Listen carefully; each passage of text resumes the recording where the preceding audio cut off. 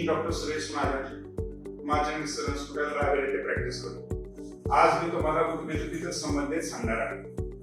गुडघेदुखी हा असा प्रकार आहे की जो आयुष्यात प्रत्येकाने कधीतरी अनुभवलेला असतो। गुडघेदुखीचं प्रमाण हल्ली वाढायला लागलेलं आहे। ते स्त्रियांमध्ये पुरुषांपेक्षा जास्त असते आणि गुडघेदुखी ही वय वाढल्यानंतरच होते असं काही नाहीये, कारण ती आता तरुण पेशंट मध्ये पण सापडायला लागलेली आहे। गुडघेदुखी सुरू झाल्यानंतर गुडघा दुखणे, सुजणे, चालताना लंगडपणा येणे अशा समस्या उद्भवू शकतात। साधारणतः गुडघ्याची ट्रीटमेंट आपण त्याला औषध गोळ्या देऊन, फिजिओथेरपी करून आणि व्यायामाने करतो आणि नाही झाले तर आपण ऑपरेशनचा निर्णय घेतो। पण जर का तुम्हाला ऑपरेशन टाळायचं असेल तर योग्य फिजिओथेरपी, योग्य व्यायाम आणि वजनावरती नियंत्रण आणि नंतर केला जाणारा चालण्याचा व्यायाम या गोष्टी खूप उपयोगी ठरतात।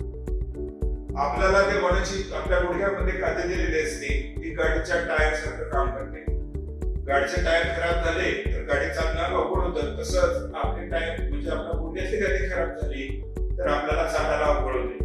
म्हणून जेवढी गादी शिल्लक आहे ती वाचवायचा हे आपल्या हातात असते आणि आपण ती वाचवायला पाहिजे। त्यासाठी आपण नियमितपणे व्यायाम करणे, फिजिओथेरपी करणे हे सुरू ठेवले पाहिजे। धन्यवाद।